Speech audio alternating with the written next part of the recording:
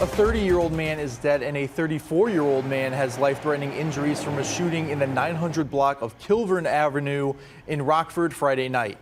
51-year-old Murphy Doss of Rockford was arrested in connection with this shooting and is currently lodged in the Winnebago County Jail.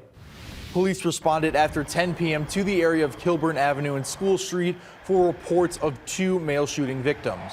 Witnesses saw a verbal fight between a group of people and a man shot two people and drove away. Both of those victims were taken to the hospital.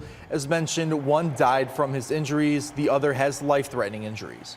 Illinois State Police found Doss's vehicle at the Belvedere Oasis and recovered a handgun and ammunition.